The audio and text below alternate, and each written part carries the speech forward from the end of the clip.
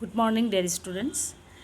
আমি ইয়াৰ আগতে আনুষ্ঠানিক শিক্ষা, অনানুষ্ঠানিক শিক্ষা আৰু অগতানুগতিক শিক্ষা অৰ্থাৎ শিক্ষাৰ বিভিন্ন প্ৰকাৰ মানে তিনিটা প্ৰকাৰ সম্পৰ্কে পঢ়িছিলোঁ। আজি আমি সেই প্ৰকাৰকেইটাৰ মাজত থকা পাৰ্থক্যসমূহ আমি পঢ়িম আৰু সেই পাৰ্থক্যসমূহ একেবাৰে ইজি। আমি কিতাপত থকা পাৰ্থক্যসমূহ নপঢ়িলেও অলৰেডি আমি বৈশিষ্ট্যৰ পৰা ধুনীয়াকৈ বনাবই পাৰি, হ'লেও আমি পঢ়িম। তাৰে আনুষ্ঠানিক শিক্ষা হৈছে পূৰ্ব পৰিকল্পিত, মানে পূৰা প্লেনিং কৰাই থাকে। এতিয়া তুমি ডিগ্ৰীত গৈ কোনবিলাক ছাবজেক্ট পঢ়িবা সেইটো অলৰেডি নিৰ্ধাৰিত কৰাই আছে। ফাৰ্ষ্ট ছেমিষ্টাৰত এইকেইটা ছাবজেক্ট পঢ়িব, ছেকেণ্ড ছেমিষ্টাৰত এইকেইটা ছাবজেক্ট পঢ়িব, গতিকে সেয়া পূৰ্ব পৰিকল্পিত। কিন্তু অনানুষ্ঠানিক শিক্ষা পূৰ্ব পৰিকল্পিত নহয়, ই স্বতঃস্ফূৰ্ত। তুমি কি কৰিবা, নিজে চুজ কৰিবা যে মই এইকেইটা ছাবজেক্ট পঢ়িম, ঠিক আছে। গতিকে সেইটো স্বতঃস্ফূৰ্ত, তোমাৰ নিজৰ ইচ্ছাৰ ওপৰত ডিপেণ্ড কৰিব। কাৰণ অনানুষ্ঠানিক শিক্ষাততো কোনো ধৰণৰ কি নাথাকে, পাঠ্যক্ৰমেই নাথাকে, তো সেনেকুৱা। তাৰপিছত আনুষ্ঠানিক শিক্ষাত নিৰ্ধাৰিত সময়সীমা দিয়া থাকে, অনানুষ্ঠানিক শিক্ষাত নিৰ্ধাৰিত সময়সীমা দিয়া নাথাকে। তাৰপিছত শিক্ষানুষ্ঠানৰ দ্বাৰা এই শিক্ষা প্ৰদান কৰা হয় আৰু অনানুষ্ঠানিক শিক্ষা অভিজ্ঞতাৰ দ্বাৰা সেই শিক্ষা লাভ কৰা হয়। কাৰণ ব্যক্তি অনানুষ্ঠানিক শিক্ষা বুলি ক'লে যে অনানুষ্ঠানিক শিক্ষাটো মানুহৰ জন্মৰ পৰা মৃত্যুৰ আগমুহূৰ্তলৈকে চলি থাকে, গতিকে এই শিক্ষা ব্যক্তিৰ লগত ওতঃপ্ৰোতভাৱে জড়িত। গতিকে ব্যক্তিয়ে কি কৰে, বহুত অভিজ্ঞতা লাভ কৰে। যিমানে বয়স বাঢ়ি যায়, যিমানে সমাজৰ লগত এডজাষ্ট কৰি থাকে, সিমানে অভিজ্ঞতা লাভ কৰে। গতিকে শিক্ষানুষ্ঠানৰ দ্বাৰা আনুষ্ঠানিক শিক্ষা লাভ কৰা হয়, কিন্তু অনানুষ্ঠানিক শিক্ষা অভিজ্ঞতাৰ দ্বাৰা লাভ কৰিব পাৰি। কাৰণ সমাজত থাকিবা তুমি, ডাঙৰ তোমাক উপদেশ দিব, এইটো নকৰিবা, সেইটো নকৰিবা। কাৰণ সেই মানুহজনে যে উপদেশ দি আছে, সেইটো তেওঁৰ কিহৰ দ্বাৰা উপদেশ দি আছে, অভিজ্ঞতাৰ দ্বাৰা উপদেশ দি আছে। এইটো নকৰিবা, মোৰ এনেকুৱা হৈছিলে, ঠিক আছে। তো সেইটো হৈছে কি, অভিজ্ঞতাৰ দ্বাৰা অনানুষ্ঠানিক শিক্ষা লাভ কৰিব পাৰি। আনুষ্ঠানিক শিক্ষাত খৰচৰ প্ৰয়োজন আছে, অনানুষ্ঠানিক শিক্ষাত কোনো খৰচৰ প্ৰয়োজনে নাই। কাৰণ অনানুষ্ঠানিক শিক্ষা আমি স্কুল কলেজৰ পৰা লাভেই নকৰোঁ। তাৰপিছত দিছে আনুষ্ঠানিক শিক্ষাৰ নিৰ্ধাৰিত পাঠ্যক্ৰম থাকে, অনানুষ্ঠানিক শিক্ষাৰ কোনো নিৰ্ধাৰিত পাঠ্যক্ৰম নাথাকে। আনুষ্ঠানিক শিক্ষাত আৰম্ভণি আৰু শেষ দুয়োটাই আছে, কিন্তু অনানুষ্ঠানিক শিক্ষাত কোনো ধৰণৰ আৰম্ভণি আৰু শেষ বুলি নাই। এইটো জীৱনব্যাপী চলি থকা এটা প্ৰক্ৰিয়া।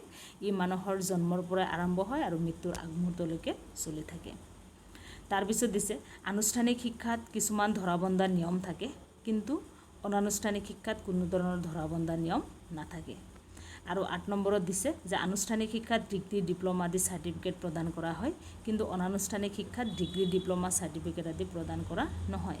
কাৰণ অনানুষ্ঠানিক কোনো ধৰণৰ স্কুল কলেজেই নাথাকে। স্কুল কলেজৰ বাহিৰৰ পৰা আমি যি শিক্ষা লাভ কৰোঁ তাকহে অনানুষ্ঠানিক শিক্ষা বুলি কোৱা হয়। তো ডিয়াৰ ষ্টুডেণ্টছ, ইয়াৰ পিছত আমি পঢ়িম আনুষ্ঠানিক শিক্ষা আৰু অনৌপচাৰিক বা অগতানুগতিক শিক্ষাৰ মাজত পাৰ্থক্য কি। আমি কিন্তু পাইছোঁ যে আনুষ্ঠানিক শিক্ষাৰ সম্পূৰ্ণ পৰিপূৰক বা ছাপ্লিমেণ্টাৰী শিক্ষা হৈছে কি, অনৌপচাৰিক শিক্ষা। কাৰণ যিবিলাক ব্যক্তি আনুষ্ঠানিক শিক্ষাৰ দ্বাৰা শিক্ষা লাভ কৰিব পৰা নাই, সেইবিলাক ব্যক্তি অনৌপচাৰিক বা অগতানুগতিক শিক্ষাৰ দ্বাৰা কি কৰে, শিক্ষা লাভ কৰে। গতিকে এই দুটাৰ পাৰ্থক্য আমি অলপমান সূক্ষ্মভাৱে বিবেচনা কৰিব লাগিব। আৰু সূক্ষ্মভাৱে বিবেচনা কৰাৰ আগতে মই তোমালোকক এটা মেজৰ যিটো ডিফাৰেঞ্চ সেইটো আগতে কৈ দিছোঁ যে আনুষ্ঠানিক শিক্ষাত চব বস্তুৱে আছে, কিন্তু কটকটীয়া নীতি নিয়মটো আনুষ্ঠানিক শিক্ষাত মানি চলা হয়, আৰু অগতানুগতিক শিক্ষাত কটকটীয়া নীতি নিয়ম অনুশাসনটো কি কৰা নহয়, মানি চলা নহয়। এতিয়া তাৰে নাম্বাৰ 1 পাৰ্থক্যটো যদি আমি চাব যাওঁ, যে আনুষ্ঠানিক শিক্ষাৰ নিৰ্দিষ্ট ধাৰণা আৰু পাঠ্যক্ৰম থাকে, ঠিক আছে। অনৌপচাৰিক শিক্ষাত শিক্ষাৰ্থীৰ প্ৰয়োজন অনুযায়ী বিভিন্ন ধৰণৰ পাঠ্যক্ৰম থকা দেখা যায়। এতিয়া আনুষ্ঠানিক শিক্ষাত কিছুমান ছাবজেক্ট একদম পূৰা লিমিট থাকে। যেনেকুৱা তুমি এতিয়া হাই ছেকেণ্ডেৰী ফাৰ্ষ্ট ইয়েৰত যেতিয়া এডমিশ্যন লৈছিলা, তোমালোকে চবেই জিঅ'গ্ৰাফী পঢ়িম বুলি কিছুমানে ভাবিছিলা, কিন্তু সেই জিঅ'গ্ৰাফীটো তোমালোকে পঢ়িব নোৱাৰিলা, কাৰণ সেইটো টিচাৰ নাই। তোমালোকক বাধ্য কৰাইছোঁ, এইটো টিচাৰ নাই, গতিকে তোমালোকে এইকেইটা ছাবজেক্টে পঢ়িব লাগিব। কিন্তু অনৌপচাৰিক শিক্ষাত সেইটো নাই। কাৰণ অনৌপচাৰিক শিক্ষাত তুমি যিকোনো বিষয়ে নিজৰ ইচ্ছামতে বাছি লৈ পঢ়িব পাৰা। কাৰণ তাতে শিক্ষাৰ্থীসকলে ইমান শিক্ষা প্ৰদান নকৰে, কাৰণ শিক্ষাৰ্থীয়ে নিজে নিজে পঢ়িব লগা হয় অনৌপচাৰিক শিক্ষাত।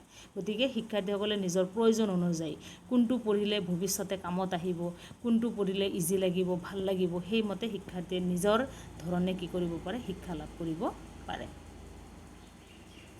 তাৰপিছত আনুষ্ঠানিক শিক্ষাৰ নিৰ্ধাৰিত সময়সীমা দিয়া থাকে, কিন্তু অনৌপচাৰিক শিক্ষাত নিৰ্ধাৰিত সময়সীমা দিয়া নাথাকে। আনুষ্ঠানিক শিক্ষাত এটা নিৰ্দিষ্ট সময়তহে শিক্ষাৰ্থীসকলে বিদ্যালয়লৈ যাব আৰু শিক্ষা লাভ কৰিব। কিন্তু অনৌপচাৰিক শিক্ষাত দিন ৰাতি 24 ঘণ্টাই শিক্ষানুষ্ঠানবিলাক খোলা থাকে আৰু তাতে শিক্ষাৰ্থীসকলে যিকোনো সময়তে শিক্ষা লাভ কৰিবলৈ যাব পাৰে, কোনো ধৰণৰ বাধা নিষেধ নাই।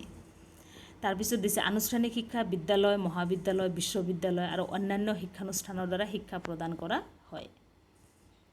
কিন্তু মুক্ত অনৌপচাৰিক শিক্ষাত মুক্ত বিশ্ববিদ্যালয়, যোগাযোগ পাঠ্যক্ৰম, অংশকালীন শিক্ষা ব্যৱস্থা আদিৰ দ্বাৰা কি কৰা হয়? শিক্ষা প্ৰদান কৰা হয়।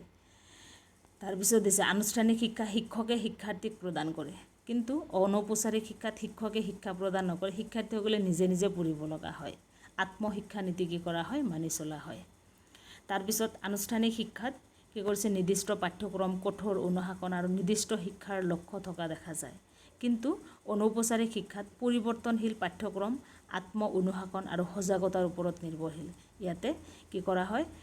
এটা পাঠ্যক্ৰমেই পঢ়ি থাকিব লগা নহয়, শিক্ষাৰ্থীসকলে নিজৰ ইচ্ছামতে কি কৰিব পাৰে? সেই শিক্ষা লাভ কৰিব পাৰে। তাৰপিছত আনুষ্ঠানিক শিক্ষাত পৰীক্ষাৰ ভিত্তিত ডিগ্ৰী, ডিপ্ল'মা, চাৰ্টিফিকেট আদি প্ৰদান কৰা হয়। কিন্তু অনৌপচাৰিক শিক্ষাত মূল্যায়নৰ ভিত্তিত ডিগ্ৰী, ডিপ্ল'মা, চাৰ্টিফিকেট আদি প্ৰদান কৰা হয়। তাৰপিছত আনুষ্ঠানিক শিক্ষাত বয়সৰ নিৰ্দিষ্ট সীমা থাকে, অনানুষ্ঠানিক শিক্ষাত বয়সৰ সীমা নাথাকে। আনুষ্ঠানিক শিক্ষাত মানৱ সম্পদৰ সৰ্বত্ৰ প্ৰকাৰ ব্যৱহাৰ নহয়, কিন্তু অগতানুগতিক শিক্ষাত মানৱ সম্পদৰ কি কৰা হয়? ব্যৱহাৰ কৰা হয়। ইয়াতে কি কৈছে যে মানৱ সম্পদৰ সৰ্বত্ৰ প্ৰকাৰ ব্যৱহাৰ কৰা নহয়, কিয়নো কাৰণ ইয়াতে শিক্ষাৰ্থীসকলে স্কুললৈ আহিব লাগে, যাব লাগে, গতিকে ইয়াতে স্কুলত পঢ়ি থকা সময়ত বেলেগ কাম কৰিব নোৱাৰে। কিন্তু অনৌপচাৰিক শিক্ষাত শিক্ষাৰ্থীসকলে শিক্ষা লাভো কৰিব পাৰে, নিজৰ সংসাৰো চলাই থাকিব পাৰে, দোকানো কৰিব পাৰে, বিজনেছো কৰিব পাৰে, চাকৰিও কৰিব পাৰে। গতিকে ইয়াতে মানৱ সম্পদে মাত্ৰ সৰ্বত্ৰ প্ৰকাৰ ব্যৱহাৰ নহয়, এটা ক্ষেত্ৰতে ব্যৱহাৰ হৈ আছে, কি? শিক্ষা লাভ কৰি আছে। কিন্তু অনৌপচাৰিক শিক্ষাত মানৱ সম্পদে মানুহে শিক্ষা লাভো কৰি আছে, চাকৰিও কৰি আছে, গতিকে মানৱ সম্পদৰ ব্যৱহাৰ হয়। গতিকে ডিয়াৰ ষ্টুডেণ্টছ, এইখিনিতে আমি আনুষ্ঠানিক শিক্ষা আৰু অনানুষ্ঠানিক শিক্ষা আৰু আনুষ্ঠানিক শিক্ষা আৰু অনৌপচাৰিক শিক্ষাৰ মাজৰ পাৰ্থক্য আমি পালোঁ। গতিকে এইবিলাক তোমালোকে পঢ়িবা, এক্সামত আহিব। গতিকে আনুষ্ঠানিক শিক্ষাৰ প্ৰকাৰ আমি অলৰেডি পঢ়িলোঁ, পাইছোঁৱে। গতিকে আনুষ্ঠানিক শিক্ষাৰ প্ৰকাৰ আজি শেষ। তো তোমালোকৰ নেক্সট ক্লাছত আমি আলোচনা কৰিম শিক্ষাৰ লক্ষ্য। গতিকে তোমালোকৰ যাৰ যাৰ হাতত কিতাপ আছে, শিক্ষাৰ লক্ষ্যখিনি ভালকৈ অলপমান চাবা। আমি নেক্সট ক্লাছত শিক্ষাৰ লক্ষ্য সম্পৰ্কে আলোচনা কৰিম। গতিকে আজি আমি যি পঢ়িলোঁ শিক্ষাৰ প্ৰকাৰ, এই ক্ষেত্ৰত যদি তোমালোকৰ অলপমান কনফিউজ থাকে, তোমালোকে কাইণ্ডলি মোৰ লগত শ্বেয়াৰ কৰিবা, কাৰণ মইতো এতিয়ালৈকে গম পোৱা নাই। ফিজিকেলি ক্লাছবিলাকত ষ্টুডেণ্টৰ মুখ চালেই গম পায় কোনে বুজি পাইছে, কোনে বুজি পোৱা নাই। কিন্তু অনলাইন ক্লাছত এটাই প্ৰব্লেম হৈছে, আমি তোমালোকৰ ফেচ দেখা নাপাওঁ, আমি গম নাপাওঁ যে তোমালোকে বুজি পাইছানে নাই।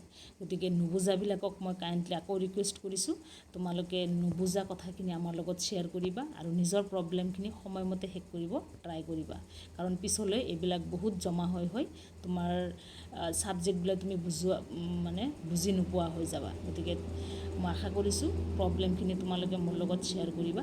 তো আজিৰ কাৰণে শিক্ষাৰ বিভিন্ন প্ৰকাৰসমূহ শেষ। তো আজি এইখিনিতেই সমাপ্ত। নেক্সট ক্লাছত আমি শিক্ষাৰ লক্ষ্য অৰ্থাৎ এইমছ অফ এডুকেশ্যন আমি পঢ়িম। তো thank you so' much again, thank U.